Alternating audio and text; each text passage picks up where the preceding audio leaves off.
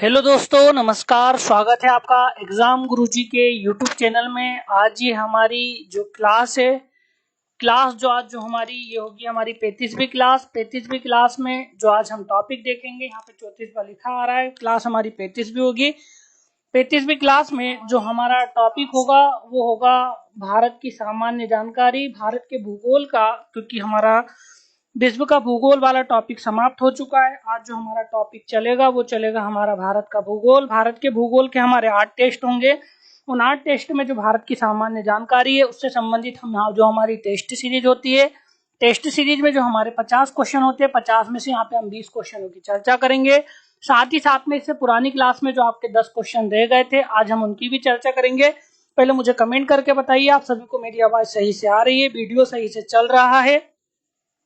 Current affair की class आज से आपको मिलने लगेगी, आप बिल्कुल निश्चिंत रहिए। करंट अफेयर की क्लास भी आपको मिलने लगेगी। हो सकता है 2 से 3 दिन बाद हमारी ये क्लास वापस इंदौर से ही आप लोगों के लिए हो। मैं भी 2 दिन के या 2-4 दिन में इंदौर पहुंच जाऊंगा, तो ये भी क्लास आपको वहां से बोर्ड पे मिलने लगेगी। इसलिए करंट की आप बिल्कुल टेंशन मत लीजिए। आज से आपका करंट लगभग 99% है कि आज से आपका करंट बिल्कुल डलने लगेगा। ये हमारी पीएससी की टेस्ट सीरीज है। ये जो टेस्ट सीरीज आपको प्राप्त होगी, ये प्राप्त होगी आपको 499 रुपए में। आपको ये हमारी जो टेस्ट सीरीज परचेज करनी है तो आप प्ले स्टोर से एग्जाम गुरुजी ऐप डाउनलोड कीजिए। आप वहां पर जाके हमारी टेस्ट सीरीज परचेज कर सकते हो। अगर आपने हमारे नोट्स परचेज किए तो आप लोगों के लिए स्पेशल यहाँ पे 100 रुपए का डिस्काउंट है, क्योंकि पीएससी के 2020 के प्री को ध्यान में रखते हो हमारे नोट्स अवेलेबल है। नोट्स में आपको 12 से 13 बुकलेट आपके घर 2 से 3 दिन के अंदर पहुंचा दी जाएगी। 2 से 3 दिन नहीं, कम से कम 6 से 7 दिन के टाइम के अंदर आपके घर ये बुकलेट पहुंचा दी जाएगी। तो अगर आपने हमारे नोट्स परचेज किए तो आपके लिए स्पेशल यहाँ पे 100 रुपए का डिस्काउंट है। आप हमारी टेस्ट सीरीज 399 रुपए में परचेज कर सकते हैं। अब हमारी क्लास के जो टॉपर होते हैं हम आपको डेली उनका नाम बताते हैं। यहाँ भी हम आज के टॉपरों का नाम बताएंगे कि आज के हमारे टॉपर कौन है, किन लोगों ने हमारी ये जो टेस्ट सीरीज है इसमें टॉप किया। तो यहाँ पे जो फर्स्ट रैंकर है उनका अगर हम नाम देखें तो सीमा जी है, उन्होंने 37 क्वेश्चन ठीक किए हैं। सेकंड टॉपर की अगर हम बात करें, सेकंड टॉपर कौन है तो अदिति अग्रवाल जी है, इन्होंने 36 क्वेश्चन ठीक किए हैं। थर्ड रैंकर आपके योगेंद्र तंवर जी है, इन्होंने 35 क्वेश्चन ठीक किए हैं। फोर्थ रैंक पे आपके आरती राजपूत जी है, इन्होंने 34 क्वेश्चन ठीक किए हैं। और अगर हम फिफ्थ रैंक की बात करें तो स्वप्निल महालाला जी है, इन्होंने यहाँ पे आपके 33 क्वेश्चन ठीक किए हैं। इन 5 टॉपर्स को हमारी एग्जाम गुरुजी फैमिली की तरफ से बहुत बहुत कंग्रेचुलेशन। आप लगातार ऐसी पढ़ाई करते रहिए, आप बहुत अच्छा प्रदर्शन कर रहे हैं, आपके नंबर यहाँ पे अच्छे आ रहे हैं। आप देखते हो लगभग 1500 प्लस लोग हमारी टेस्ट सीरीज अभी तक ज्वाइन कर चुके हैं। उनमें आप यहाँ पर देखिए कितने सारे लोग में 1500 लोग में 5 लोग आपके अच्छे नंबर लाए हैं। तो आप भी जो लोग हमारी टेस्ट सीरीज से जुड़े हैं वो भी लगातार यहाँ पे टेस्ट देते रहिए। और टेस्ट आप एक बार दोगे तो ही यहाँ पे आपका नाम आएगा, क्योंकि कई बार लोग 2-2 बार टेस्ट दे देते हैं। तो 2 बार अगर टेस्ट दोगे तो आपका नाम यहाँ पर नहीं आएगा। आज की जो पहली क्लास है, क्योंकि हम यहाँ पे भारत के सामान्य जानकारी उससे संबंधित हम क्वेश्चन देखेंगे। आज के क्वेश्चन की जो संख्या होगी वो होगी 30, क्योंकि पुराने भी हमारे 10 क्वेश्चन बचे थे। तो 20 क्वेश्चन आज के, 10 क्वेश्चन पुराने, दोनों को यहाँ पे हम डिस्कस करेंगे। क्लास हम जल्दी भी समाप्त करेंगे, थोड़ा स्पीड में हम यहाँ पे क्लास लेके चलेंगे, इसलिए आप सभी लोग लगातार बने रहें।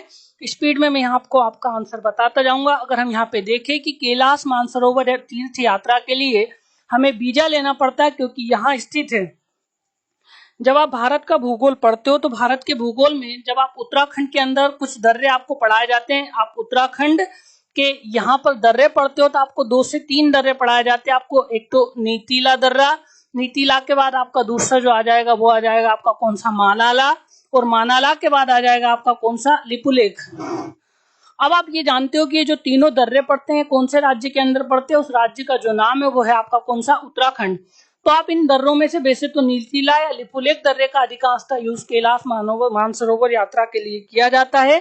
तो जो कैलाश मानसरोवर की यात्रा होती है वो आपका कहाँ पे पड़ता है, तो कैलाश मानसरोवर पड़ता है आपका कहाँ पर, चीन में। इसलिए यहाँ पे अगर आपको कैलाश मानसरोवर की यात्रा करनी है तो आपको किससे वीजा लेना पड़ेगा, तो क्योंकि ये जो कैलाश मानसरोवर ये आता है आपका कहाँ पे, तिब्बत में।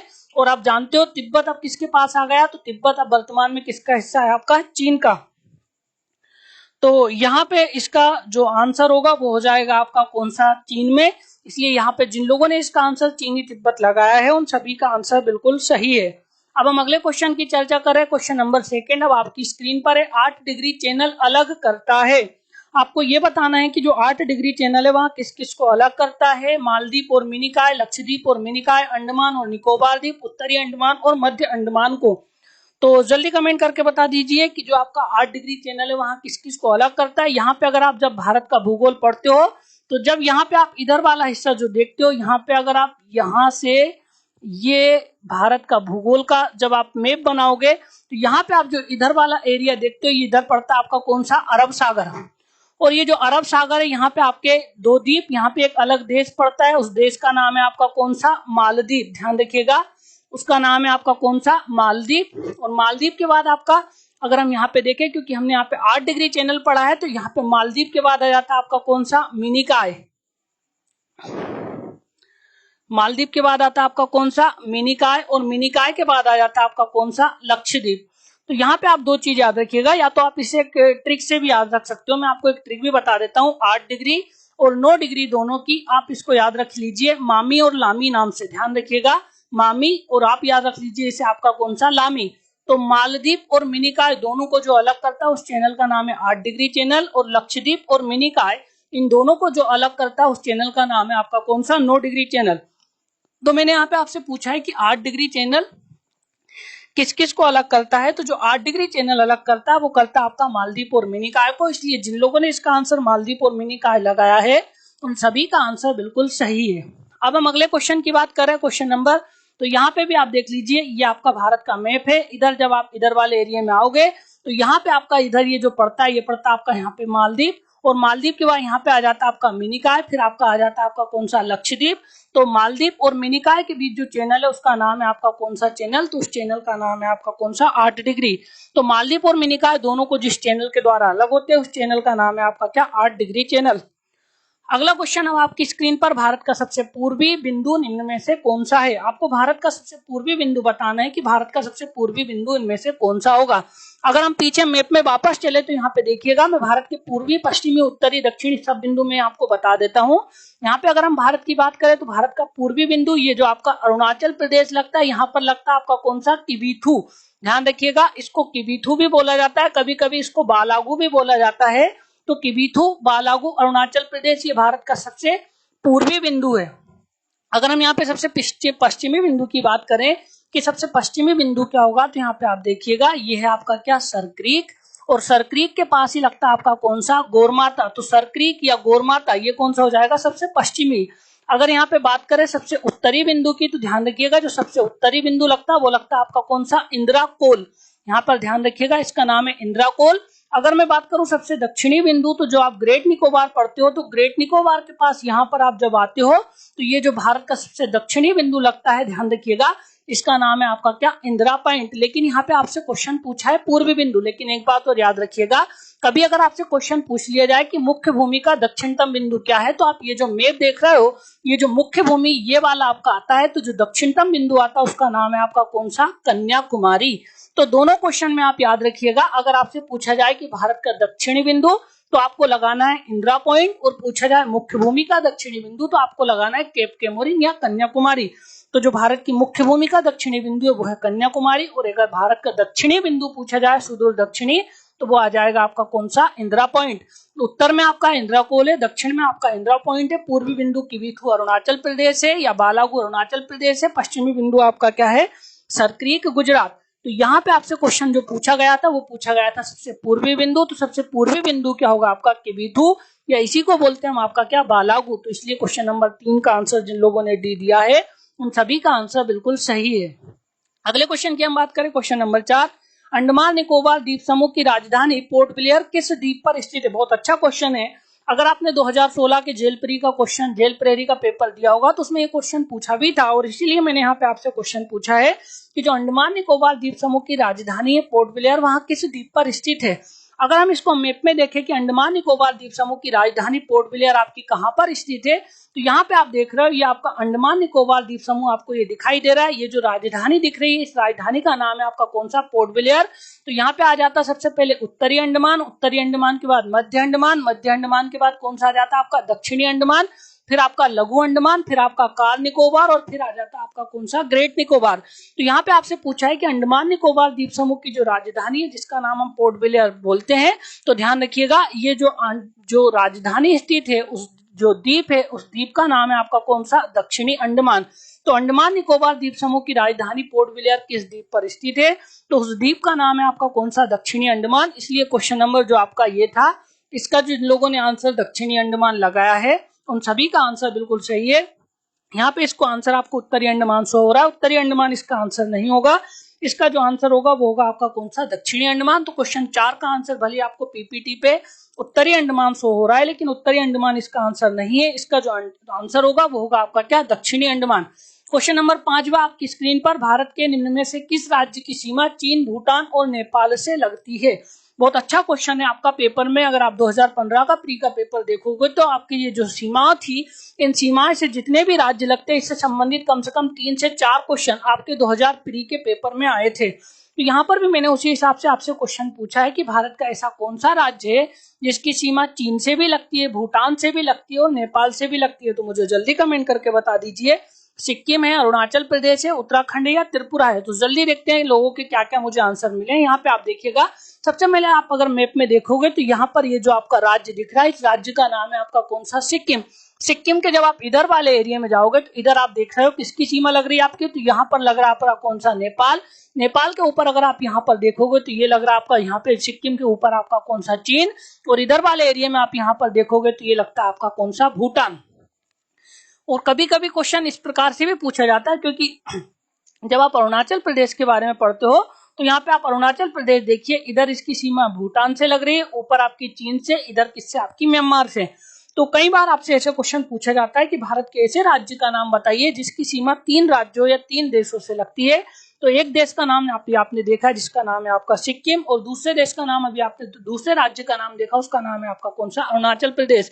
तो आपका सिक्किम और अरुणाचल प्रदेश आपके तीन तीन देशों से क्या करते हैं, आपके सीमा साझा करते हैं। इसलिए यहाँ पर जिन लोगों ने इसका आंसर आपका अगले क्वेश्चन नंबर 5 का, जिन लोगों ने इसका आंसर सिक्किम लगाया था उन सभी का आंसर बिल्कुल सही है। अब हम अगले क्वेश्चन की बात करें। अगला क्वेश्चन है आपकी स्क्रीन पर, बांग्लादेश से सर्वाधिक सीमा साझा करने वाला राज्य निम्न में से कौन सा है।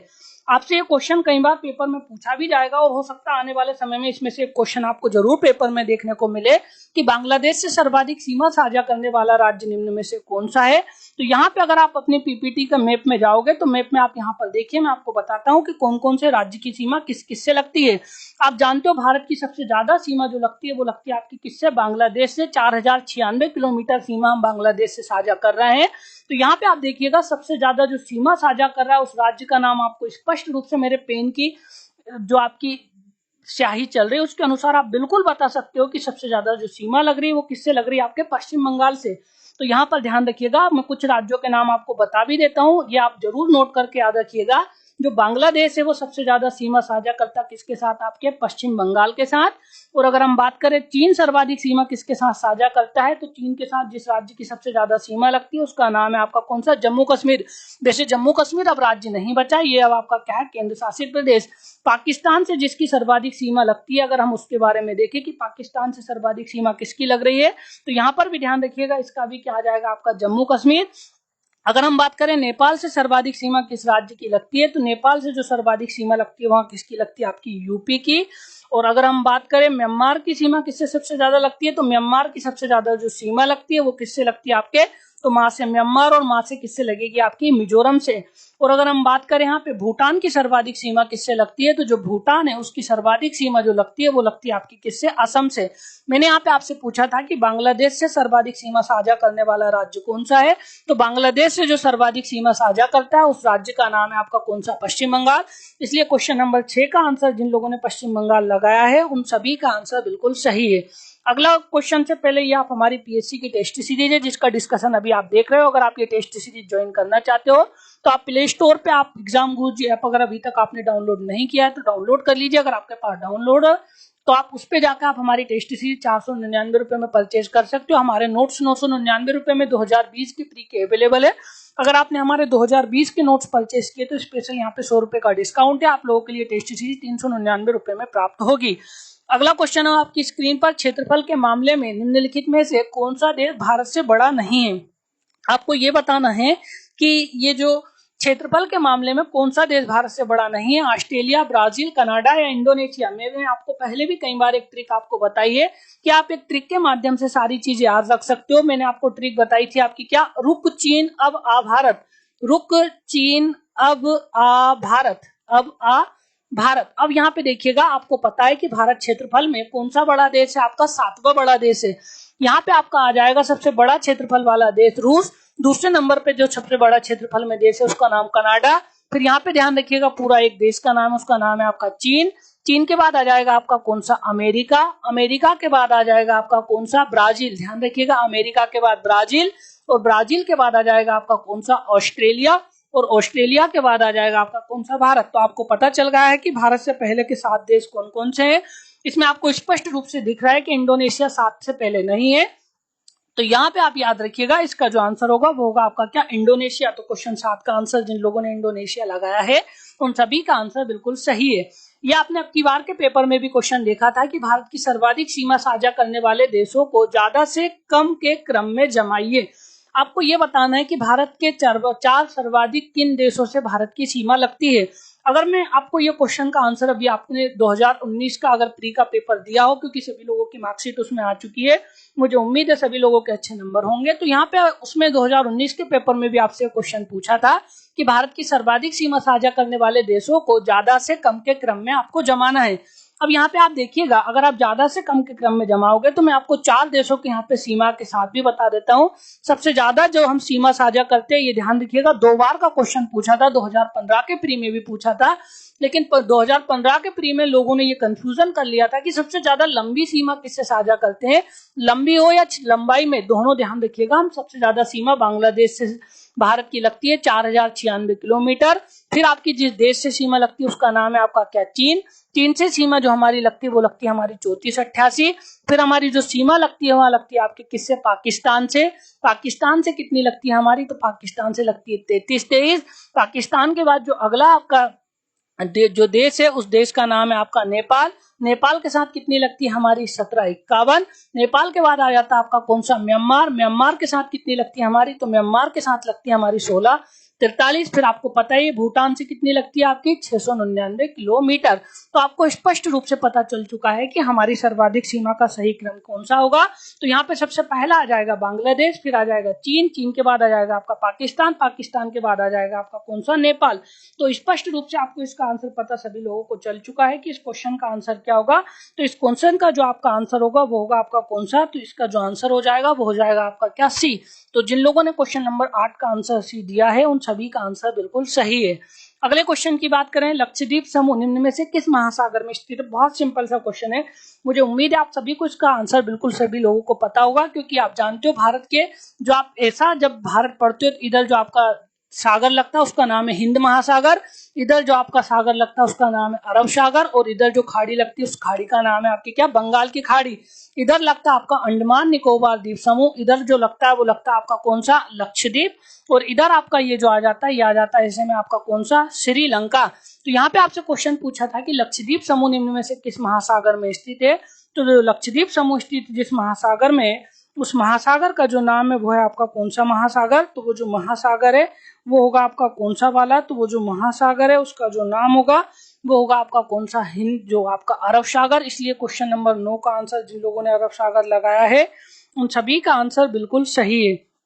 अब हम अगले क्वेश्चन की ओर चले, तो क्वेश्चन नंबर 10 अब आपकी स्क्रीन पर, ये भी आपके 2019 के प्री में पूछा था कि हिमालय के किस भाग में आपको करेबा पाए जाते हैं। ये क्वेश्चन बहुत अच्छा सा क्वेश्चन था, आपकी बार पेपर में आप लोगों के आया भी था कि हिमालय के किस भाग में आपको करेबा देखने को मिलते हैं। तो ध्यान रखिएगा, हिमालय का जो भाग है कश्मीर हिमालय, कश्मीर हिमालय में आपके क्या पाए जाते हैं, आपके करेबा पाए जाते हैं। इसलिए क्वेश्चन नंबर 10 का आंसर जिस लोगों ने कश्मीर हिमालय लगाया उन सभी का आंसर बिल्कुल सही है। अब यहाँ पे आपसे पूछा है कि भारत की उत्तर से दक्षिण में लंबाई कितनी है। ध्यान रखिएगा, यहाँ भारत की उत्तर से दक्षिण में लंबाई पूछी जाती है और एक आपसे पूर्व से पश्चिम में लंबाई पूछी जाती है। अगर हम बात करें पूर्व से पश्चिम में लंबाई की, कि पूर्व से पश्चिम में लंबाई कितनी है, और फिर हम बात करें उत्तर से दक्षिण में लंबाई कितनी है, तो उत्तर से दक्षिण में भी अगर हम लंबाई देखें तो यहाँ पे ध्यान रखिएगा ये आ जाएगी आपकी 32, 14 किलोमीटर, और ये जो लंबाई आ जाएगी वो आ जाएगी आपकी 29-33। तो उत्तर से दक्षिण में जो लंबाई लगती है वो लगती है आपकी 32 से 14 किलोमीटर या 3214 किलोमीटर। इसलिए जिन लोगों ने इसका आंसर 3, 2, 1, 4 लगाया है उन सभी का आंसर बिल्कुल सही है। अगले क्वेश्चन की बात करें, क्वेश्चन नंबर 12, कौन सा दर्रा सिक्किम राज्य में स्थित है? आपको ये बताना है कि सिक्किम राज्य में कौन से दर्रे स्थित है। तो यहाँ पर अगर आप सिक्किम राज्य को जब पढ़ते हो तो सिक्किम राज्य में आपको 2 दर्रे देखने को मिलती है। सिक्किम राज्य के अगर हम दर्रे की बात करें तो ध्यान रखिएगा, सिक्किम में 2 दर्रे, एक आपका जो दर्रा है उसका नाम है आपका नीतीला दर्रा, और जो दूसरा दर्रा आ जाता है उसका जो दूसरा 2 दर्रे आपके, एक दर्रा है आपका कौन सा, जेलेपला, और जेलेपला के बाद जो दूसरा दर्रा लगता है उसका नाम है आपका कौन सा, नाथुला। तो जेलेपला और नाथुला ये जो दोनों दर्रे लगते हैं कहाँ पे लगते हैं, आपके सिक्किम राज्य में। तो यहाँ पे आपसे पूछा है कि सिक्किम राज्य में कौन कौन से दर्रे हैं, तो एक आपका नाथुला और जेलेपला। आप इसे जेना की ट्रिक से भी याद रख सकते हो, इसका शॉर्ट फॉर्म में आप याद रख सकते हो कि जेना है। तो जेलेपला और नाथुला जो दर्रा है ये कहाँ पे आपके, तो ये सिक्किम राज्य में है। क्वेश्चन नंबर 13 आपका, हुंड्रू जलप्रपात किस नदी पर है? तो यहाँ पे आपको हुंड्रू जलप्रपात के बारे में बताना है कि जो हुंड्रू जलप्रपात है ये ध्यान रखिएगा, मैं आपको एक थोड़ा सा क्लू बता देता हूँ। उस राज्य का नाम है, जिस राज्य में है उस राज्य का नाम है आपका कौन सा, झारखंड राज्य। तो झारखंड राज्य में जो हुंड्रू जलप्रपात बनता है वो झारखंड राज्य में जो नदी बहती है उस नदी का नाम है आपकी कौन सी, स्वर्णरेखा नदी। तो जो हुंड्रू जलप्रपात है वहां कौन सी नदी पर बनता है, उस नदी का नाम है आपका क्या, स्वर्णरेखा नदी। इसलिए क्वेश्चन नंबर 13 का आंसर जिन लोगों ने स्वर्णरेखा नदी लगाया उन सभी का आंसर बिल्कुल सही है। ये हमारी पीएससी की टेस्ट सीरीज जिसका डिस्कशन अभी आप देख रहे हो, ये टेस्ट सीरीज आपको 499 रुपए में एग्जाम गुरुजी ऐप पर मिल जाएगी। हमारे नोट्स आप लोगों के लिए अवेलेबल है 999 रुपए में। अगर आपने हमारे नोट्स परचेज किए तो आपको ये टेस्ट सीरीज 399 रुपए में प्राप्त होगी। अगला क्वेश्चन है आपका, न्यू मुरे द्वीप स्थित है? आप जब जानते हो, जब आप भारत का मैप देखते हो तो आपको पता है कि ये जो न्यू मुरे द्वीप है 2 देशों के बीच अभी विवादित है। एक जो देश है उसका नाम है आपका भारत, और जो दूसरा देश है उस देश का नाम है आपका कौन सा, बांग्लादेश। भारत और बांग्लादेश इन 2 देशों के बीच में जो द्वीप स्थित है उस द्वीप का नाम है आपका कौन सा, न्यू मुरे द्वीप। तो जो न्यू मुरे द्वीप है आपका, ये जो लगता है क्योंकि भारत और बांग्लादेश की जो सीमा लगती है वो किससे लग रही है, आपके बंगाल की खाड़ी वाले एरिया से। तो जो न्यू मुरे द्वीप स्थित है वो कौन सी खाड़ी में स्थित है, उस खाड़ी का नाम है आपकी कौन सी, बंगाल की खाड़ी। तो क्वेश्चन नंबर 14 का आंसर जिन लोगों ने बंगाल की खाड़ी दिया है उन सभी का आंसर बिल्कुल सही है। आप यहाँ पर भी देख सकते हो, ये जो एरिया लगता है ये आप यहाँ पर देखिएगा, ये जो एरिया है ये जो आपका न्यू मुरे द्वीप का एरिया है, क्योंकि यहाँ पे आप देखिएगा ये नदी यहाँ पे आके गिरती है। तो ये जो द्वीप लगता है भारत और बांग्लादेश दोनों के बीच विभाजित है। तो आपसे पूछा जाए कि न्यू मुरे द्वीप कौन सी नदी पर है, उस नदी का नाम है गंगा नदी के मुहाने के पास, भारत और बांग्लादेश के बीच विवादित है, बंगाल की खाड़ी में है। क्वेश्चन नंबर 15 की बात करें हम, पाक जलमृद मन्नार की खाड़ी भारत को किस देश से अलग करती है? आपको ये क्वेश्चन बताना है कि जो पाक जलमृद और मन्नार की खाड़ी है किस किस से अलग करती है। तो यहाँ पे आप देखिएगा, ये जो आप मैप देख रहे हो, मैप में आप यहाँ पर जब श्रीलंका वाले एरिया में आओगे तो ये जो श्रीलंका वाला एरिया है यहीं पर आपकी ये मन्नार की खाड़ी लगती है, और ये जो जलमृद है क्योंकि ये 2 जल संधियों को आपस में क्या करता है, आपका जोड़ने का कार्य करता है, और 2 स्थानों को आपस में क्या कर रहा है, आपका अलग कर रहा है। तो जो पाक जलमृद है, कई लोग पाकिस्तान समझ लेते हैं, पाकिस्तान में नहीं है, ध्यान रखिएगा, भारत और श्रीलंका के बीच है।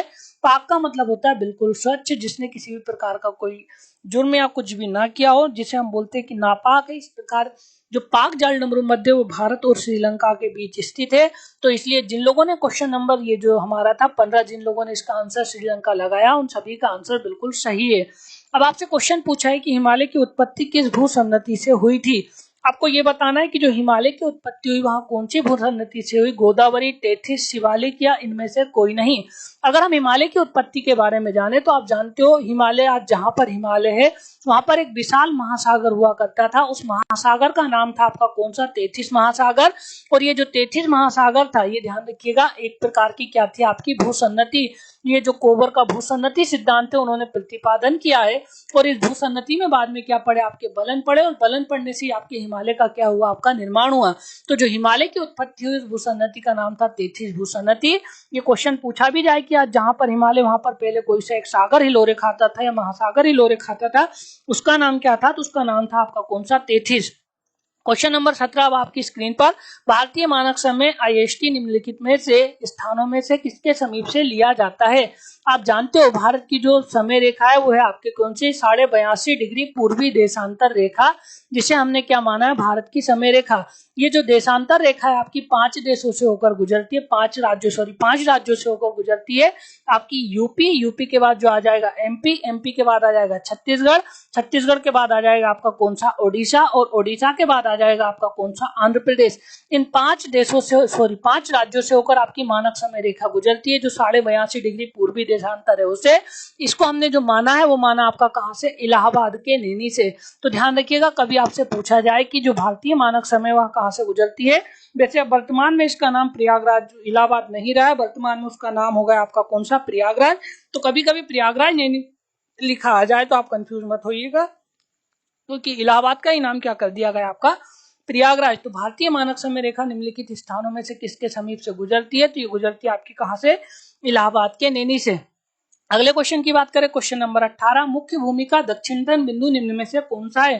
थोड़ी देर पहले ही मैंने आपको बताया था भारत का सबसे पूर्वी बिंदु बालागू या किबीथू अरुणाचल प्रदेश, पश्चिमी बिंदु सरक्रीक या गोरमाता, उत्तरी बिंदु इंद्राकोल, मुख्य भूमि का दक्षिणी बिंदु कन्याकुमारी, और भारत का दक्षिणतम बिंदु या भारत का सबसे दक्षिणी बिंदु जिसमें मुख्य भूमि शब्द नहीं लगा हो तो वो आ जाएगा इंदिरा पॉइंट, पिगमेलियन पॉइंट या कॉर्सन पॉइंट। यहाँ पे मैंने पूछा है कि मुख्य भूमि का सबसे दक्षिणतम बिंदु कौन सा है, तो जो मुख्य भूमि का सबसे दक्षिणतम बिंदु है इसका आंसर आप सभी को पता होगा, थोड़ी देर पहले ही मैंने आपको बताया था, इसका आंसर होगा आपका क्या, कन्याकुमारी।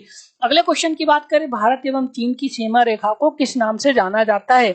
आप जानते हो भारत के बीच वैसे तो 3 प्रकार की, वैसे तो वर्तमान में जो सीमाएं बची है वह बची आपकी कितने प्रकार की, 2 प्रकार की, लेकिन फिर भी आप समझ लीजिए कि कौन सी सीमा किस किस के बीच क्या क्या नाम है। एक जो हमारे यहाँ सीमा रेखा का नाम है उसका नाम है आपका क्या, डूरंट रेखा। डूरंट रेखा के बाद एक जो रेखा है उसका नाम है आपका मैकमोहन रेखा। मैकमोहन के बाद एक जो रेखा है उसका नाम है आपकी कौन सी, रेड क्लिफ रेखा। तो यहाँ पे आप अगर आपसे पूछा जाए डूरंट रेखा, मैकमोहन, तो डूरंट रेखा ध्यान रखिए, लेकिन अब वर्तमान में हिस्सा हमारे पास नहीं बचा क्योंकि पाक अधिकृत कश्मीर पाकिस्तान के पास है। तो वर्तमान में ये जो सीमा आपकी अलग कर रही है ये आपकी अफगानिस्तान, अफगानिस्तान के साथ साथ भारत का जो एरिया लगता है हम उसे हमारा कहें या पाकिस्तान का, वैसे तो हमारे ही लेकिन पाकिस्तान ने उसके ऊपर कब्जा कर रखा है, तो वो आ जाएगा आपका कौन सा, भारत का पाक अधिकृत कश्मीर। तो पाक अधिकृत कश्मीर और जो आपके अफगानिस्तान है इन दोनों के बीच जो सीमा रेखा उसका नाम है आपके डूरंट रेखा।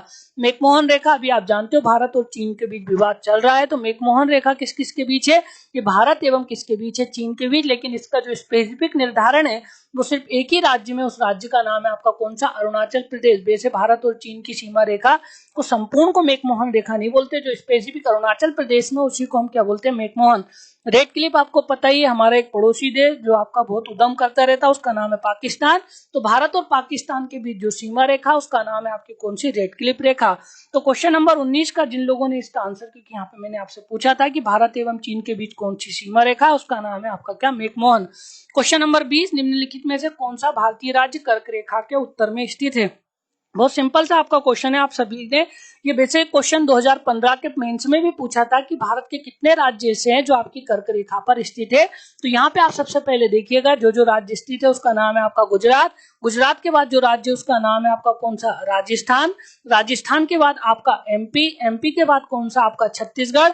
छत्तीसगढ़ के बाद आपका कौन सा राज्य आ जाएगा, उसका नाम होगा आपका झारखंड। झारखंड के बाद आ जाएगा आपका कौन सा, पश्चिम बंगाल। और पश्चिम बंगाल के बाद आ जाएगा आपका कौन सा, त्रिपुरा। और त्रिपुरा के बाद आ जाएगा आपका कौन सा, मिजोरम। तो आपको पता चल चुका है ये जो 8 राज्य है, 1 2 3 4 5 6 7 8, ये 8 के 8 जो राज्य है वो किस रेखा पे स्थित है, उस रेखा का नाम है आपकी कौन सी, कर्क रेखा। क्योंकि भारत के बीचों बीच से जो रेखा गुजरती है उस रेखा का नाम है आपकी कौन सी, कर्क रेखा। तो आपको स्पष्ट रूप से इसमें पता चल चुका है कि आपका इसमें जो राज्य नहीं है उस राज्य का नाम है आपका कौन सा, मणिपुर। इसलिए जिन लोगों ने इसका आंसर मणिपुर दिया है उन सभी का आंसर बिल्कुल सही है। आप इसको एक ट्रिक से भी याद रख सकते हो, मित्र पर गमछा झाड़, लेकिन ट्रिक ज्यादा याद ना रखे, कुछ चीजों में ट्रिक बनाए, बाकी ज्यादा ट्रिक पे आप ना जाइए।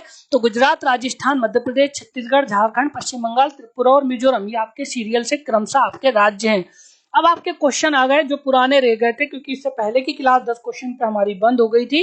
तो पहले आज हम उन 10 क्वेश्चनों को भी चर्चा करने वाले हैं, क्योंकि जो बचे हुए 10 क्वेश्चन थे उनको भी हम यहाँ पे देख लेते हैं। यहाँ पे आपसे क्वेश्चन पूछा था कि जो टॉर्नेडो है वो क्या है।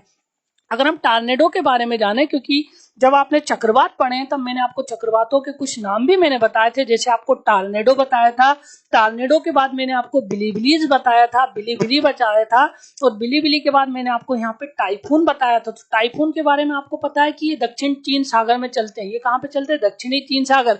बिलीबिलीज कहाँ पे चलते हैं आपके? तो ये चलते हैं आपके ऑस्ट्रेलिया के पास। आपको टॉर्नेडो को पता है कि जो टॉर्नेडो चलते हैं वो अमेरिकी तटवर्ती भाग में जो कैरेबियन सागर है वहां पे आपको कौन से चक्रवात देखने को मिलते हैं? वो मिलते हैं आपके कौन से? Typhoon, sorry tornado. तो टॉर्नेडो जो चलते हैं वो कैरेबियन सागर में चलते हैं। तो जिन लोगों ने इसका आंसर, क्योंकि यहाँ पे आप देखोगे कैरेबियन सागर कहाँ पर है, तो ये जो आप सागर देख रहे हो उस सागर का नाम है आपका कौन सा? कैरेबियन सागर। और इस सागर में जो चक्रवात चलते हैं उन चक्रवातों का ही नाम क्या है? आपका टॉर्नेडो। इसलिए इसका आंसर पिछले जो पुराने क्लास का जो 11वां क्वेश्चन था उसका आंसर जो होगा वो होगा आपका क्या? टॉर्नेडो कैरेबियन सागर में। अब आपको यहाँ पे बताना है कि उच्चतम लवणता कहाँ पर पाई जाती है। यहाँ पे उच्चतम लवणता के बारे में देखें कि उच्चतम लवण या सबसे ज्यादा खारा क्या है। तो यहाँ पे ध्यान रखिएगा, जो सबसे ज्यादा खारा मानते हैं वो मानते हैं हम कहाँ पे? बान झील तुर्की की। जो बान झील तुर्की के अंदर है वहां विश्व की सबसे खारी मानी जाती है, 338 ppm में खारी है। फिर दूसरे स्थान पे जो स्थान आता है वो आता है आपका किसका? मृत सागर का। लेकिन कई बार लोग क्या है इसमें कंफ्यूजन हो जाते हैं। अगर मैं आपसे दो उसमें क्वेश्चन पूछूं, आप ये बताइए विश्व की सबसे खारी झील कौन सी है और विश्व की सबसे बड़ी खारी झील कौन सी है। अब यहाँ पे आपको इसका आंसर ये देना है कि विश्व की सबसे बड़ी खारी झील का नाम बताइए। विश्व की सबसे बड़ी खारी झील का नाम बताइए। तो यहाँ पे आपसे दो क्वेश्चन पूछा है कि विश्व की सबसे खारी झील कौन सी है, सबसे ज्यादा खारी झील। तो सबसे ज्यादा खारी झील है बान झील तुर्की की, और सबसे बड़ी विश्व की खारी झील कौन सी है? तो वो होगी आपकी कौन सी? कैस्पियन सागर। और ये जो कैस्पियन सागर है ये कहाँ पे पड़ता आपका? ये पड़ता कहाँ पे आपका? रूस में। अगर सबसे बड़ी मीठे पानी की झील आपने पढ़ी है तो उसका नाम आपको बताना है, क्योंकि सुपीरियर झील, ये सुपीरियर झील कहाँ पे? आपके यूएसए संयुक्त राज्य अमेरिका में। ये विश्व की सबसे बड़ी मीठे पानी की झील है। अगर आपसे पूछा जाए विश्व की सबसे गहरी झील कौन सी है, तो झील का नाम है आपकी कौन सी? बेकाल झील, रूस। तो आप सारी चीज याद रखिएगा। सबसे ज्यादा खारी झील है बान झील तुर्की की, सबसे बड़ी खारी झील है कैस्पियन सागर रूस की, विश्व की सबसे बड़ी मीठे पानी की झील है सुपीरियर झील, विश्व की सबसे गहरी झील कौन सी है? तो गहरी झील होगी उसका नाम होगा आपकी कौन सी? बेकाल झील। अगले क्वेश्चन की हम बात कर रहे हैं, क्वेश्चन नंबर 13 आपकी स्क्रीन पर। लेपीज किसके द्वारा निर्मित आकृति मानी जाती है? मैंने कई बार आपको बताया कि आप एक काम जरूर करिएगा, नदी द्वारा, आपकी नदी के बाद हिमानी द्वारा, हिमानी के बाद आपके सागरीय जल के द्वारा, भूमिगत जल के द्वारा जो जो आकृति निर्मित की जाती है उसके बारे में आपको याद रखना चाहिए। जैसे आपने पढ़ा होगा लेपीज, लेपीज के बाद आ जाएगा आपका कौन सा? घोलरंध्र, घोलरंध्र के बाद आ जाएगा आपका कौन सा? डोलाइन, डोलाइन के बाद आ जाएगा आपका कौन सा? युवाला, और युवाला के बाद आ जाएगा आपका कौन सा? पोलजे। इस प्रकार की ये जो आप आकृतियां देखते हो ये सब के सब, और स्टेलेक्टाइट और स्टेलेग्माइट, ये क्वेश्चन पूछा भी है पेपर के अंदर कि स्टेलेक्टाइट और स्टेलेग्माइट क्या है। ध्यान रखिए 2015 का जब आप मेंस का ज्योग्राफी का भाग देखोगे उसमें ये पूछा भी है। तो लेपीज, घोलरंध्र, डोलाइन, स्टेलेक्टाइट, स्टेलेग्माइट, ये सब के सब जो निर्मित मानी जाती है, निर्मित होती है आपकी किसके द्वारा? भूमिगत जल के द्वारा। तो जिन लोगों ने इसका आंसर भूमिगत जल लगाया है उन सभी का आंसर बिल्कुल सही है। अगला क्वेश्चन है आपकी स्क्रीन पर, कुछ जल संधियां जिसके बारे में आपको बताना है कि कौन कौन सी जल संधि किस किस को अलग करती है। यहाँ पे अगर हम बात करें जिब्राल्टर जल संधि, तो जो जिब्राल्टर जल संधि इसको हम भूमध्य सागर का प्रवेश द्वार कहते हैं। तो आपको स्पष्ट रूप से पता चल जाएगा कि जो जिब्राल्टर जल संधि है जो आपका अफ्रीका और यूरोप वाला जो भाग होगा, देखिए अगर हम आगे हमारे पास मैप होगा तो मैप में हम समझेंगे, पीछे मैप में मैं आपको लेके चलता हूँ कि कहाँ पे आपकी जिब्राल्टर जल संधि है। तो यहाँ पर आप देखिएगा, ये यहाँ पे आप देखिए ये वाला जो भाग है इस भाग का नाम है आपका कौन सा? ये अफ्रीका, और इधर वाला ये जो भाग है इस भाग का नाम है आपका कौन सा? यूरोप, और इधर वाला ये जो सागर लग गया है इस सागर का नाम है आपका कौन सा? भूमध्य सागर। तो ये जो जिब्राल्टर जल संधि किस किस को अलग कर रही है? तो जिब्राल्टर जल संधि जो अलग करती है वो अफ्रीका और किसको अलग कर रही है आपकी? तो ये अफ्रीका और किसको अलग करेगी? आपकी यूरोप के। तो अफ्रीका और यूरोप दोनों को जिस जल संधि के द्वारा अलग किया जाता है वो जल संधि का नाम है आपकी कौन सी जल संधि? उसका नाम है जिब्राल्टर। आगे आपको जो जल संधि आएगी उस जल संधि का नाम मैं बता देता हूँ, मलक्का जल संधि। ये जो आप मलक्का जल संधि देखते हो ये आपकी जो पड़ती है इंडोनेशिया और किसके बीच है आपके?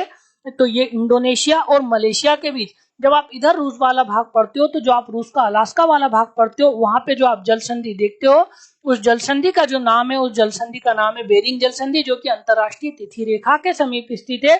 तो बेरिंग जल संधि आपको ये पता है कि एशिया और उत्तरी अमेरिका इन दोनों के बीच जो जल संधि उसका नाम है आपकी कौन सी, बेरिंग जल संधि।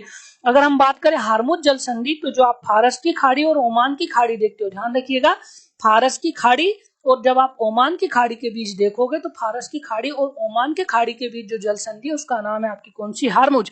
तो मैं एक बार और आपके सामने डिस्कस कर देता हूं। जिब्राल्टर जल संधि जो अलग करती है वहां अफ्रीका और यूरोप को, उत्तरी अटलांटिक महासागर और आपका जो भूमध्य सागर है दोनों को आपस में जोड़ती है। मलक्का जल संधि जो अलग कर रही है वहां इंडोनेशिया और मलेशिया को। बेरिंग जल संधि एशिया व उत्तरी अमेरिका के मध्य, या क्वेश्चन पूछा जाता है अंतरराष्ट्रीय तिथि रेखा के मध्य कौन सी जल संधि है, तो उस जल संधि का नाम भी आपकी बेरिंग है। और हार्मुज आपको पता ही है फारस की खाड़ी और किसके बीच है, ओमान की खाड़ी। तो इसका आंसर अब आप सभी को पता चल चुका है। तो इसका जो आंसर होगा वो होगा आपका 3, 1, 2, 4। तो जिन लोगों ने इसका आंसर 3, 1, 2, 4 लगाया है, या क्वेश्चन का आंसर 10 का आंसर 14 का आंसर, सॉरी क्वेश्चन 14 का आंसर जिन लोगों ने सी दिया है उन सभी का आंसर बिल्कुल ठीक है। अगला क्वेश्चन है आपका, ड्रकेश्वर पर्वत स्थित है। आपको ड्रकेश्वर पर्वत के बारे में बताना है। बहुत सिंपल सा क्वेश्चन है, जब आपने पढ़ा होगा ड्रकेश्वर पर्वत, जब आप अफ्रीका महाद्वीप के बारे में पढ़ते हो तो जो अफ्रीका महाद्वीप का दक्षिणी वाला देश है उस देश का नाम है आपका कौन सा, दक्षिण अफ्रीका। तो जो आपका दक्षिण अफ्रीका देश आता है वहां पर आपका जो पर्वत है उस पर्वत का नाम है आपका कौन सा, ड्रकेश्वर पर्वत। इसलिए जो क्वेश्चन नंबर 15 है उसका आंसर हो जाएगा आपका कौन सा, दक्षिण अफ्रीका। क्वेश्चन नंबर 16 अब हम यहाँ पे स्क्रीन पर देख रहे हैं, इसका आंसर आप दीजिएगा, निम्न में से कौन सा पर्वत टर्शियरी पर्वतीकरण का परिणाम नहीं है। अब जब टर्शियरी पर्वत की बात करूं मैं, जितने भी आपको बलित पर्वत मिलते हैं, ध्यान रखिएगा जितने भी बलित पर्वत है उन सभी पर्वतों को हम कौन सा पर्वत बोलते हैं, वो बोलते हैं हम आपका कौन सा, टर्शियरी। जैसे आपने पढ़ा होगा Rockies, Andes, Himalaya, great dividing range और जो आपके आल्पस पर्वत, ये सब के सब कौन से पर्वत माने जाते हैं, टर्शियरी। लेकिन एक युग और आता है, उस युग का नाम है आपका कौन सा, प्री कैम्ब्रियन युग। प्री कैम्ब्रियन युग में जितने भी पर्वत बने हैं और वर्तमान समय में वहां पर्वत जब पृथ्वी पर स्थित है तो वह आप किस पर्वत के रूप में बचे, उस पर्वत का नाम है आपका कौन सा, अवशिष्ट पर्वत। जैसे अपलेशियन की बात कर ले हम, अपलेशियन जो कि आपका यूएसए में है, जिसकी सबसे ऊंची चोटी का नाम माउंट मिचेल है। अपलेशियन के बाद हमारा अरावली पर्वत, जिसकी सबसे ऊंची चोटी गुरु शिखर है, हमारा विंध्याचल। ये सब के सब आपके कौन से पर्वत है, अवशिष्ट पर्वत, या इन्हें प्री कैम्ब्रियन युग के पर्वत बोलते हैं। इनको हम टर्शियरी पर्वत की श्रेणी में नहीं रखते हैं। टर्शियरी पर्वत की श्रेणी में जो पर्वत आते हैं उन पर्वतों को हम बोलते हैं आपका क्या, बलित पर्वत। तो जो अपलेशियन आता है वो आपका टर्शियरी पर्वत में नहीं है। तो ध्यान रखिएगा, अपलेशियन एक अवशिष्ट पर्वत है, अरावली भी अवशिष्ट पर्वत है, विंध्याचल भी कैसा पर्वत है आपका, अवशिष्ट। अगले क्वेश्चन की बात करें, क्वेश्चन नंबर 17, बेरोमीटर में पारे के तल की अचानक गिरावट किसका सूचक है। आपने पढ़ा भी है, जो बेरोमीटर है उससे आप जानते हो वायुमंडल का ताप नापा जाता है। जो आप बेरोमीटर की अगर हम बात करें कि बेरोमीटर का आविष्कार किसके द्वारा किया गया था, तो एक जो वैज्ञानिक है उसका नाम है आपका क्या, टोरिशोली। टोरिशोली के द्वारा बेरोमीटर का क्या किया गया था, आपका आविष्कार। तो बेरोमीटर का आविष्कार किसने किया था, तो बेरोमीटर का आविष्कार किया था किसने, आपके टोरिशोली ने। तो यहाँ पर ध्यान रखिएगा, अगर जो बेरोमीटर है उसमें अगर तेजी से गिरावट होती है, ध्यान रखिएगा बेरोमीटर में अगर तेजी से गिरावट होती है तो ये आपका किसका संकेत देती है, तो ये आपको संकेत देगी किसका, आपका आंधी और तूफान आने वाला है। अगर तेजी से गिरावट तो आंधी तूफान, अगर उसमें धीरे धीरे गिरावट होती है तो ध्यान रखिएगा जो धीरे धीरे गिरावट का कारण है वो है आपका कौन सा, वर्षा की संभावना। मतलब कि यहाँ पे क्या हो जाएगी, तो यहाँ पे हो जाएगी आपकी क्या, वर्षा। और अगर हम बात करें अगर इसमें धीरे धीरे वृद्धि होती है तो ध्यान रखिए धीरे धीरे अगर क्या हो रही, वृद्धि, यहाँ पे धीरे तेजी से गिरावट तो आंधी तूफान, धीरे धीरे गिरावट तो वर्षा की संभावना। और अगर इसमें वृद्धि होती है तो यहाँ पे साफ मौसम का क्या देती है, आपका संकेत। आविष्कार किसने किया था, तो आविष्कार किया था किसने, आपके टोरिशोली ने। तो अचानक गिरावट किसका संकेत देती है, तो तेजी से गिरावट जो संकेत देती है हाँ किसका देती है, आपके आंधी और तूफान का। इसलिए जिन लोगों ने इसका आंसर आंधी और तूफान लगाया है उन सभी का आंसर बिल्कुल सही है। अगले क्वेश्चन की हम बात करें, लास्ट अगला 18वां क्वेश्चन है आपकी स्क्रीन पर, विश्व का सर्वाधिक ऊंचाई पर स्थित मृत ज्वालामुखी कौन सा है। बिल्कुल सिंपल सा आंसर है, आप जानते हो एंडीज पर्वत की सबसे जो ऊंची चोटी है, एंडीज पर्वत की सबसे ऊंची चोटी का नाम है आपकी क्या, एकांकगुआ। और एकांकगुआ ध्यान रखिएगा एक ज्वालामुखी का भी नाम है। ये ध्यान रखिएगा जो एकांकगुआ ज्वालामुखी है विश्व का सर्वाधिक ऊंचाई पर स्थित मृत ज्वालामुखी है। तो विश्व का सर्वाधिक ऊंचाई पर स्थित मृत ज्वालामुखी कौन सा है, तो उस ज्वालामुखी का नाम होगा आपका क्या, एकांकगुआ। अगले क्वेश्चन की बात करें, क्वेश्चन नंबर 19, अंडे की टोकरी किसके द्वारा निर्मित मानी जाती है। तो यहाँ पे ध्यान रखिएगा अंडे की टोकरी स्थलाकृति निम्न में से किससे संबंधित है। जब आप हिमानी द्वारा निर्मित आकृतियां पढ़ते हो तो आपको उसमें ड्रमलिन हिमोड़, ड्रमलीन, एस्कर, केम, हिमोड़। तो जो आप ड्रमलीन देखते हो इसके अंदर जो आपके ऐसे हिमानी के कण जम जाते हैं और ये ऐसे लगते हैं आपके अंडे की टोकरी के समान। तो ध्यान रखिएगा जो ड्रमलीन मानी जाती है वहां क्या मानी जाती है, आपकी अंडों की टोकरी। अगले क्वेश्चन की बात करें, क्वेश्चन नंबर 20, 19 ईस्ट रेंज कहां पर है? जब आप हिंद महासागर देखते हो तो हिंद महासागर में आपका एक कटक स्थित है, उस कटक का नाम है आपका क्या? 19 ईस्ट रेंज। तो जो 19 ईस्ट रेंज है वो कहां पे आपका? तो वो है आपके कौन से महासागर में? उस महासागर का नाम है आपका क्या? हिंद महासागर। तो 19 ईस्ट रेंज कहां पर स्थित है? तो ये हिंद महासागर में है। तो ये जो पुरानी क्लास का इससे पहले जो हमारी क्लास रह गई थी उसके भी आज हमने 10 क्वेश्चन की चर्चा कर ली और 20 क्वेश्चन आज हमने भारत के भूगोल के भी देख लिए। तो ये आपका हिंद महासागर होगा, इसलिए आज आपकी क्लास अच्छी भी रही, बीच में क्लास भी बंद नहीं हुई। ये हमारी पीएससी की टेस्ट सीरीज है जिसका डिस्कशन अभी आप देख रहे हो। ये टेस्ट सीरीज में चैप्टर वाइज अभी टेस्ट चल रहे हैं जिसमें आप भारत के भूगोल का टेस्ट देख रहे हो। ये टेस्ट सीरीज आपको 499 रुपए में प्राप्त होगी। 999 रुपए में हमारे नोट्स आप लोगों के लिए अवेलेबल है। अगर आपने हमारे नोट्स परचेज किए तो आप लोगों के लिए टेस्ट सीरीज में स्पेशल 100 रुपए का डिस्काउंट है। 2020 के अगर आपने हमारे प्री के नोट्स लिए तो आपको यहाँ पे टेस्ट सीरीज में 100 रुपए का डिस्काउंट है। आप हमारी टेस्ट सीरीज 399 रुपए में परचेज कर सकते हैं। अगला हम बात करें तो अगला जो हमारा टॉपिक होगा वो होगा मैदान, पर्वत, पठार और तट। और हमारा पीएससी का ध्यान रखिएगा वीडियो कोर्स भी आप लोगों के लिए अवेलेबल है। जो वीडियो कोर्स है उसके अंदर आपको ध्यान रखिएगा प्रिंटेड नोट्स मिलेंगे, साथ ही साथ में आपको प्रिंटेड नोट्स के साथ साथ आपको वीडियोस मिलेंगे। वीडियोस के साथ आपको 150 प्लस पीडीएफ दी जाएगी। 11,000 लगभग एमसीक्यूज की आप प्रैक्टिस कर पाओगे। ये आपको 2999 रुपए में प्राप्त हो जाएगा। आप हमारा वीडियो कोर्स ज्वाइन कर सकते हो एग्जाम गुरुजी ऐप पर जाकर। अच्छा कोर्स है, लगभग सब वीडियो इसके अंदर 90% कंप्लीट है। 10% जैसे अभी सब कुछ चालू होगा तो पेपर से पहले पहले कंप्लीट करा दिया जाएगा, बिल्कुल निश्चिंत रहिए। तो आप अगर हमारे नोट्स भी परचेज करना चाहते हो हमारा कोर्स, तो ये सब आपको एग्जाम गुरुजी ऐप पर मिल जाएगा। कल की क्लास हमारी बिल्कुल फिक्स 9 बजे होगी, आप अच्छे से तैयारी करके आइएगा। कल का टॉपिक आपको पता ही चल चुका है। तो आज की क्लास हम यहीं पे समाप्त करते हैं। आप सभी को गुड नाइट, शुभ रात्रि, सभी को जय हिंद, जय भारत।